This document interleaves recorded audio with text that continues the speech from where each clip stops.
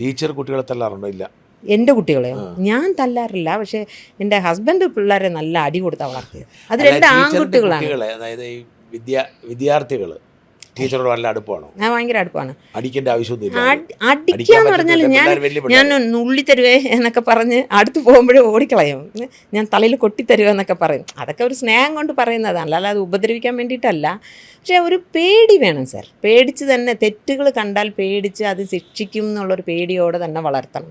ഇന്ന് ഇവർ പറയുന്ന ഈ കുറേ ട്രോമ, കുറേ സ്ട്രെസ്സ്, ഈ വാക്കുകളൊക്കെ തന്നെ പിള്ളേരെ പിന്നെയും ഓക്കെ എനിക്ക് ഈ സമയം ഇപ്പം ഞാൻ സ്ട്രെസ് ആവേണ്ട സമയമാണ് എന്ന് പിള്ളേർ സ്വയം വിചാരിക്കുകയാണ്.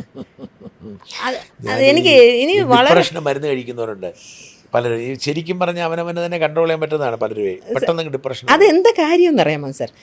സാർ പഠിച്ചു കാണുമല്ലോ, അമേരിക്കയിലെ ഈ കുടിയേറ്റക്കാർ പോയപ്പോഴേ അവിടെയുള്ള റെഡ് ഇന്ത്യൻസിനെ ഒതുക്കാനായിട്ട് അവർ ചെയ്തത് എന്താണെന്നറിയാമോ? അവർക്ക് ഒരു ജോലിയില്ലാതെ വൻ തുക പെൻഷൻ കൊടുത്തു. അപ്പം അവരുടെ അവസ്ഥ എന്താണ്? ഒരുപാട് സുഖ സൗകര്യങ്ങളുണ്ട്, പൈസ ഇഷ്ടം പോലെ ഉണ്ട്. അവർ തമ്മിലടിച്ച് അസുഖം പിടിപ്പിച്ച് നശിച്ച് നാമാവിശേഷമായിപ്പോയി. ഇന്ന് പേരിന് പോലും ഇല്ല അവർ. അതുപോലെയാണ് ഇന്ന് കുട്ടികൾക്ക് സാർ അധികം നമ്മൾ സൗകര്യങ്ങൾ കൊടുത്തിട്ട് അവരുടെ എനർജി ലെവൽ ഒരുപാടാണ്. അവർ അതിനെ ഡീൽ ചെയ്യുന്ന ഒരു പരിപാടിയും ഗവൺമെൻറ് ഭാഗത്തും ഇല്ല, സ്കൂളുകളുടെ ഭാഗത്തും ഇല്ല. അപ്പോൾ അവരെന്ത് ചെയ്യും? അവർക്ക് ഇനി അടുത്ത് എന്തെങ്കിലും വേണം, ഒരു രസം വേണം എന്ന് പറഞ്ഞ് പോവുകയാണ്. അപ്പം നമ്മൾ യഥാർത്ഥത്തിൽ അതിൻ്റെ കോറായിട്ടുള്ള കാര്യങ്ങളെ നമ്മൾ ഡീൽ ചെയ്യുന്നില്ല എന്നുള്ളതാണ്.